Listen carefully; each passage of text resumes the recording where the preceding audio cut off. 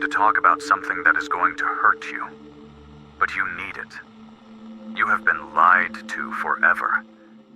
They have made you believe that what you feel is love, when it is really fear. Fear of being alone. Fear of not being enough. Fear of not being loved. Fear of not having someone who validates you, who makes you feel like you are worth something. But tell me the truth. What would happen if that person disappeared tomorrow? Would you still feel complete? Or would you crumble like a poorly built structure, which only stood up thanks to the presence of another? That knot in your stomach, that tremble in your hands when a message is not answered, that insomnia that makes you check their last connection time and again, that is not love. It is anxiety disguised. It is attachment. It is emotional dependency. And the worst of all, you confuse it with love, because no one taught you to love without needing. Carl Jung said it brutally. The meeting of two personalities is like the contact of two chemical substances. If there is any reaction, both are transformed. But you are not transforming. You are getting lost. You are molding yourself in the image of another so that they do not leave. You are reducing yourself, denying yourself, betraying yourself. Because it terrifies you that the other might not choose you. Because you believe that without them, you are nothing. Here is the truth you do not want to hear. It is not love what you feel. It is an addiction. You are hooked on the other as someone hooks on a drug. Because it makes you feel something that you alone do not know how to give yourself. Because it calms a void that you do not even dare to face head on. Do you know what attachment is?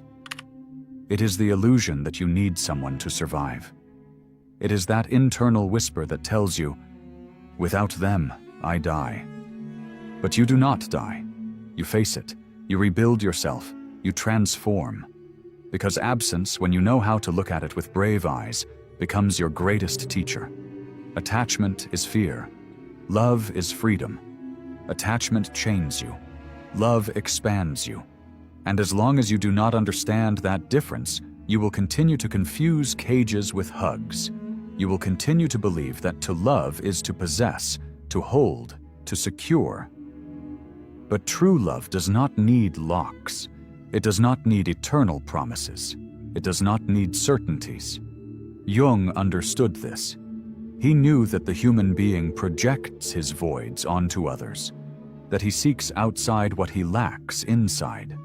And that is why attachment is so common, because we live with open wounds that we try to close with someone else's skin.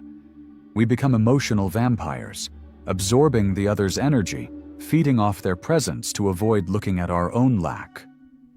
But there is a turning point, a moment when you hit rock bottom, when you realize that the love you thought you had is not saving you, it is sinking you. And there begins the detachment. Not as a cold renunciation, not as an emotional disconnection, but as a profound act of self-love. Detaching is not ceasing to love. It is starting to love without chains. It is letting go of the fear of loss. It is understanding that authentic love does not demand permanence, nor sacrifices that destroy your essence.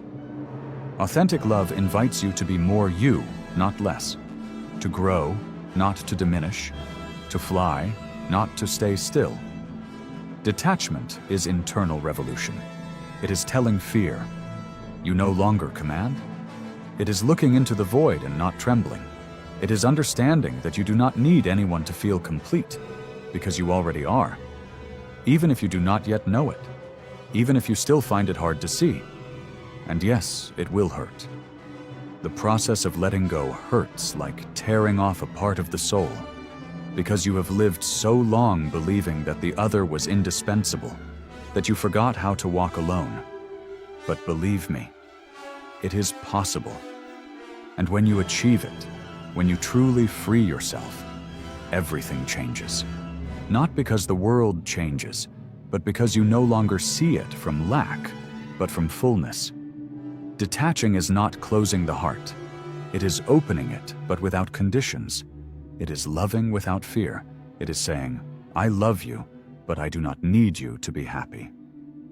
And that, although it sounds contradictory, is the greatest act of love you can offer. Because then you love without pressure, without manipulation, without expectations. You truly love. Jung spoke of the process of individuation, a path of self-discovery in which you integrate yourself, get to know yourself, become one with yourself. And from that place, you can relate without losing yourself. You can share without needing. You can love without depending. Because you are no longer empty, you are no longer broken, you are no longer looking for someone to complete you. You are choosing to share what you already are, not what you lack. But that requires courage. Because attachment is comfortable. Although it hurts, it is familiar. Detachment, on the other hand, throws you into the abyss. It forces you to confront yourself. It leaves you alone with your shadows. And that is where many stop, because they prefer the known prison to the emptiness of freedom. But do you know what lies beyond the abyss? Peace. A peace that does not depend on anyone.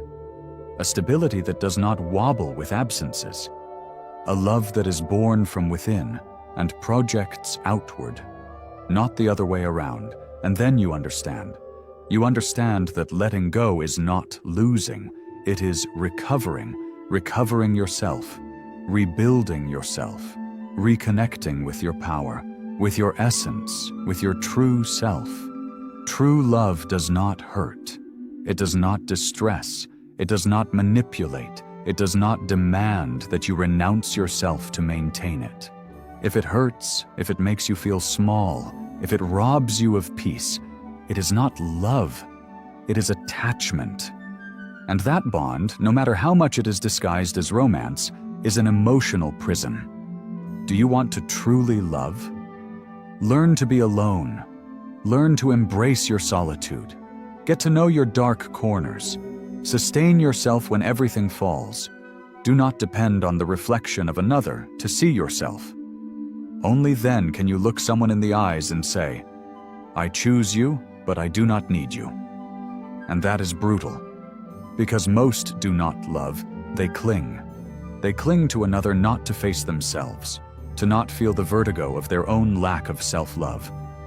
And so they live, tied, dependent, broken, confusing love with suffering, intensity with authenticity, passion with dependence. But there is another path. More difficult, yes, but truer. The path of conscious detachment, the path of emotional freedom, the path that leads you to love from abundance, not from lack. Look inside. Ask yourself, why does letting go hurt so much? What part of me do I believe dies if the other leaves? What void am I trying to fill? And there, right there, is the root of your attachment. Rip it out. Not with anger, with compassion, with love, with patience. Because it is not about hating the other. It is about loving yourself enough not to depend on anyone to feel that you exist. And that, although it hurts at first, is the purest form of love that exists. Remember this, love is not possession. It is free presence. It is voluntary companionship. It is dance, not chain. If you have to retain, force, or control, it is not love. It is fear, and fear does not build. It destroys. So let go. Let go with dignity. Let go with love. Let go knowing that letting go is not losing. It is choosing yourself. And when you choose yourself, when you embrace yourself, when you stop searching outside what you already carry within, the world changes. Because you no longer beg for love. You no longer accept crumbs. You no longer cling to someone who cannot sustain you. You no longer lose yourself in the other. Now you have yourself. And that is the most powerful thing you can achieve. Detachment is not coldness. It is emotional maturity. It is awareness. It is knowing that everything that arrives can leave, and still be at peace. It is understanding that true security is not in the other, it is in you. And from that security, you can love without fear. You can open up without demands. You can share without losing yourself, because you are no longer looking for someone to complete you. You are choosing to share your fullness. That is the message. Brutal, yes. Painful, also. But necessary. Because as long as you keep calling your need love, you will remain trapped. You will continue to suffer. You will continue to repeat patterns that only destroy you. It is time to wake up, to look attachment in the eyes and say, I no longer need you. It is time to walk towards real love. A love that does not chain, that does not demand, that does not consume. A love that liberates, that accompanies, that builds. And that love begins with you, not with another, with you, in you. Because when you are okay with yourself, everything else falls into place, everything else aligns. And then, yes, you can truly love. And now I want you to think about this. What if emotional attachment not only distorts your idea of love, but also distorts who you are? Because here comes an uncomfortable truth. When you attach to someone, you unconsciously start to mold yourself to fit their expectations. You stop being you to be what you think the other needs. You become an edited version of yourself. And do you know what is most tragic about that? Many times, not even the other asked you for it. You did it out of fear, out of that unconscious impulse that if you do not adapt, they abandon you. And here we enter into something deeply Jungian. The shadow. That repressed part of you that you do not show, that you hide, that you ignore. But that is still there. When attachment comes into play, you start building relationships from the mask, from the character, showing only what you believe the other can accept, and leaving out your wounds, your real desires, your authenticity. And although that keeps you linked, it disintegrates you inside. Emotional dependency not only ties you to the other, it distances you from you. You lose your center, you forget your own limits, you stop listening to your intuition, you start living according to the other. If they are okay, you are okay. If they move away, you crumble. You become a reflection, not a person, but an echo of someone else's emotions. What happens when you become that echo? You empty yourself. You start to live with chronic anxiety, but disguised as love. Every decision, every word, every silence of the other becomes a test, a threat, because your emotional stability no longer depends on you, but on someone else.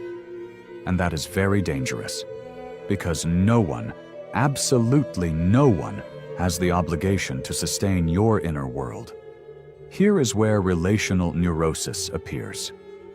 A concept not much talked about, but very real. It is that state in which your romantic links become scenarios of cyclical suffering. And you repeat it without realizing it, because the pattern is engraved in your subconscious. Jung knew it. Everything that we do not make conscious manifests in our life as destiny. And you repeat the same type of relationship again and again, with different faces but the same story. Relationships where you love from the need, where you sacrifice yourself to be loved, where fear is the true engine. But there is something even darker: idealization. That distortion you create when you put the other on a pedestal. You are not seeing the real person. You are seeing an image that you projected. And the higher you place them, the smaller you become. And here everything breaks. Because love needs equality. And when you minimize yourself, the link ceases to be loving and becomes emotional servitude. So, what is the way out? Going inward, towards the uncomfortable, towards that corner where your misunderstood solitude dwells. Because if you are not capable of being with yourself, you will continue searching for someone else to do it for you. And the worst, you will demand it. You will become demanding, controlling, insecure. Not because you are bad, but because you are hurt, and you are trying to use love as a bandage when what you need is emotional surgery. Jung spoke of the integration of the anima and animus, the internal feminine and masculine energies that we all carry. When they are not integrated, we search outside what we lack inside, and that search leads us to attachment. But when you do the internal work, when you recognize yourself as complete without needing another to complement you, there occurs the miracle. You start to link from desire, not from need, from choice, not from fear, from awareness, not from lack. And then, love changes shape. It ceases to be urgency and becomes expansion. You no longer seek that the other saves you. You seek that the other walks with you. You no longer demand, you propose. You no longer retain, you share. Because you no longer love from hunger, you love from abundance. But getting there involves crossing a desert, the desert of detachment, an arid space, lonely, full of mirrors, where you face yourself, where you can't blame anyone, where you have to look at yourself with brutal honesty and say, "This is not love. This is fear of being alone." And that phrase, although it hurts, is the beginning of your freedom. Because once you see it, you cannot unsee it. You can no longer settle for mediocre relationships. You can no longer continue confusing intensity with love. You can no longer continue sacrificing your peace for the company of someone who doesn't even see you. You have awakened. And although that implies losing people, it also implies recovering yourself. And it is here where the process becomes sacred. Because you understand that detachment is not coldness, it is healing. It is not indifference, it is respect for yourself. It is not resignation, it is choice. It is saying, "I love you, but not at the cost of myself." It is having the maturity to let go of what does not add to you, even if it hurts. It is stopping to negotiate your value for a dose of attention. And something brutal happens when you achieve it. Your emotional vibration changes, and you start to attract different bonds. People who do not seek to complete you, but to accompany you. Who do not need you, but choose you. Who do not absorb you, but empower you. Because you are no longer vibrating from lack, but from integrity. And here comes the most fucked up and most beautiful thing at the same time. Many will leave. Many will not know how to love your freedom. Many will not withstand that you do not need them, because they are used to being someone's oxygen. And when they see you breathe alone, they feel useless. But that is not your problem. Your only responsibility is with yourself. This is the true path of transformation. When you stop begging for love and start becoming it. When you no longer seek someone to embrace you to not feel alone. Because you learned to embrace yourself. When silence is no longer an enemy, but a temple. When you discover that your value was never in the gaze of another, but in how you look at yourself when no one sees you. And yes, there will be relapses. Because we are human. Because the fear of loneliness does not disappear overnight. But every time you choose your peace over the company that breaks you, you are rewriting your history. And that is power, that is love, that is freedom. Do you want to truly love? Stop asking to be completed. Start completing yourself. And from there, share. Because authentic love doesn't need chains, only wings. Wings to fly together, or separately, but always in peace. Because real love doesn't tie, it accompanies. And that is what really matters. And if you have gotten this far, it is because something inside you knows it. Because there is an internal voice, very small, perhaps silenced for years, that starts to scream from the depths. Enough. This is not love. This is breaking me. And that voice, no matter how much you try to silence it with excuses, with empty promises, with the maybe they will change, with the it's not that bad, that voice will no longer be silenced. Now we go deeper. We go to the origin. Because emotional attachment does not begin in the present relationship. It is not the fault of the other. It started much earlier. It started in your childhood. In that first moment when someone, perhaps unintentionally, taught you that to be loved, you had to do something in return. Be good. Be calm. Be useful. Be perfect. Be invisible. Adapt. Do not bother. Do not cry too much. Do not get angry. Do not be yourself. From that moment you learned that love came with conditions, that to receive it, you first had to deserve it. And that's where it all began. The adult who suffers for love today is the child who never felt enough. And here is the real wound. It is not the other who breaks you. It is you repeating the script you learned when you still did not know how to name your emotions. Jung called it the wounded inner child. And it is not a cheesy metaphor. It is a psychic reality. That child lives inside you. And if you do not listen to him, he takes control. He makes you act from pain, not from awareness.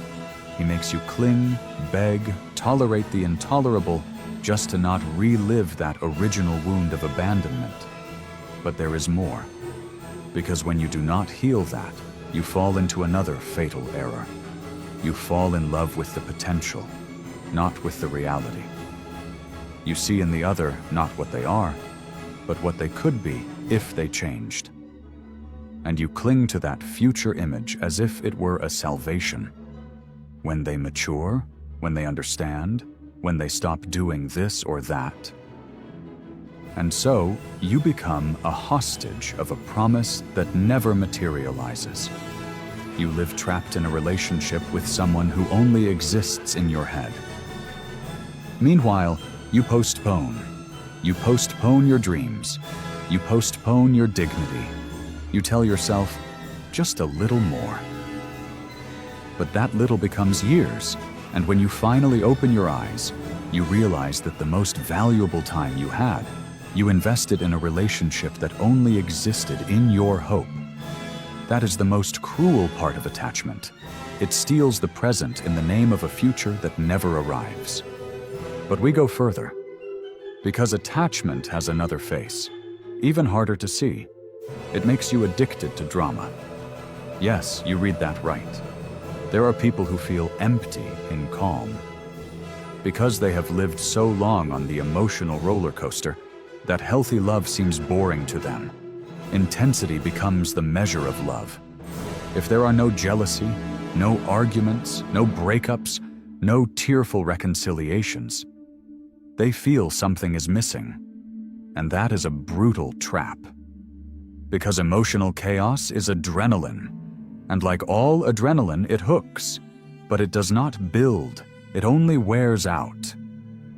Have you noticed how sometimes you reject those who love you well? Those who do not demand that you break yourself to deserve it. Those who give without asking you for anything. Why? Because your emotional system is used to pain. Because you do not know how to receive without paying with suffering. Because you do not know what to do when there is no fight. And that too is attachment. An attachment to pain, to the known, to what destroys you but feels familiar. So, how do you break the cycle? First, by becoming aware. Stop justifying what hurts. Stop romanticizing what makes you small. No, jealousy is not love. No, suffering does not validate the intensity of a relationship. No, loving should not cost you mental health. Second, Stop looking for solutions outside. Stop waiting for the other to change, to value you, to realize what they have. Start looking at yourself. Because the love you demand is the love you do not give yourself. Here comes a forgotten but vital concept: self-affirmation. Being able to say, "This is what I am, this is what I feel, this is what I need, this is what I do not tolerate," and maintaining it, even if that means losing the other. Because losing someone who cannot love what you are is not a loss, it is a blessing. But you do not see it until you learn to stand alone, until your value does not depend on the echo you receive, but on the strength you generate from within. And now we go with something more existential. What if love was not a goal, but a consequence? What if what you really have to search for is not a partner, but an internal integration? Because when you are aligned with yourself, what comes from outside no longer unbalances you. It does not come to complete you, but to add up. And if it goes, it does not destroy you. It moves you, yes, it hurts you, of course. But it does not break you, because you are already whole. Jung spoke of the self as the core of your deepest identity, a center that is not altered by external wind. When you live from that center, you no longer need to be approved, validated, or sustained by another. You become your own anchor, and from there, any relationship you build will be freer, cleaner, truer, because it does not arise from emptiness, but from the meeting between two complete beings. And yes, this sounds nice, but the path is hard. You will cry. You will want to go back. You will miss even what hurt you, because your mind is conditioned to seek the known, even if it breaks you. But every time you choose your peace over the drama, every time you embrace yourself in the midst of emptiness, you are freeing yourself. You are reprogramming your emotional history. You are stopping to repeat the wound and starting to write from the scar. And the most fucked up thing is this: you will have to accept that not everyone you love is prepared to love you back. You will have to look someone in the eyes and recognize that it is not their fault, nor yours. It simply is not. It does not fit. It does not flow. And letting go is not failing. It is maturing. It is recognizing that loving also means knowing when to stop, when to close the door, when to let go, not because you do not love, but because you love yourself. That is real detachment, not resignation, not coldness, not indifference, but love in its purest state, love that allows itself to leave when staying means ceasing to be oneself. And when you reach there, something inside you is released forever. Because you discover that your greatest love story is not with another person. It is with you, with your process, with your growth, with your freedom. And from that place, everything else is transformed. And now that we have traveled this labyrinth together, I want to take you to the end point, but not to close, but to open your eyes in a way that perhaps no one has dared before. Look, I'm going to tell you something that probably no one has told you like this, with this harshness. The love of your life is not a person. It never was. The love of your life is your path, your evolution, your consciousness. The love of your life is you when you finally stop betraying yourself. And what you call loss is often the way life rips out what no longer makes sense. What is holding you back? What prevents you from blossoming? But of course, it hurts. It hurts to detach. It hurts to stay alone with oneself.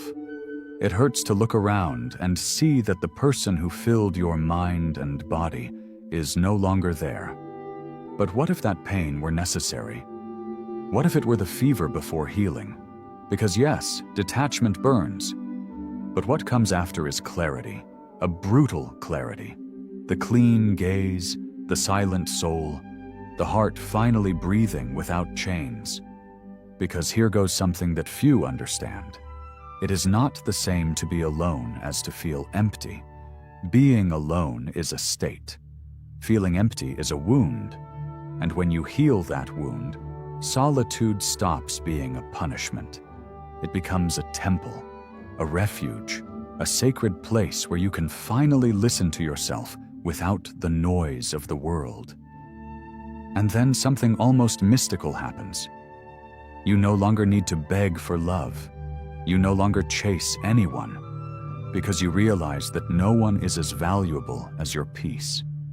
No one is worth enough to make you lose yourself to retain them, because you did not come to this life to beg.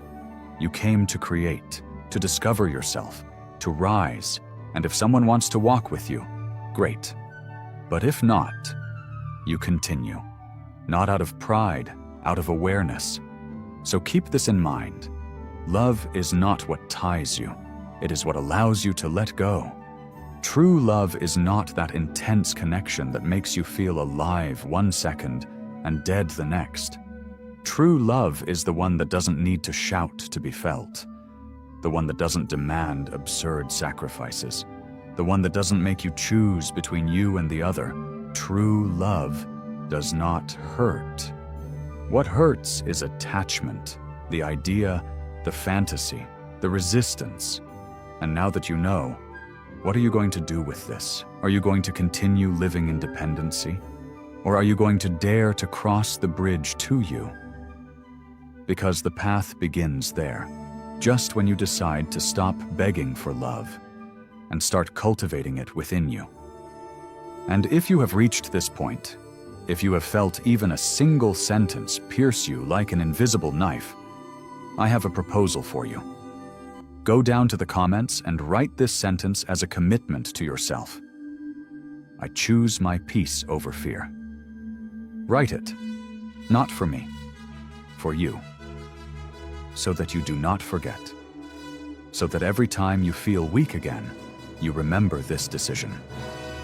And subscribe if you have not done so yet, because this channel is not to entertain you, it is to break you, and then help you rebuild. Here you do not come to hang out, you come to wake up. And if you are ready for more uncomfortable truths, more brutal psychology, more revelations that make you look at your life with different eyes, stay. And now, I say goodbye. But not with a goodbye. No, I say goodbye with a warning. From this moment, you will no longer be able to love the same. You will no longer be able to relate the same, because now you know, now you see, and once you see the truth, there is no going back. See you in the next video. Or rather, we meet where it matters most. Inside you,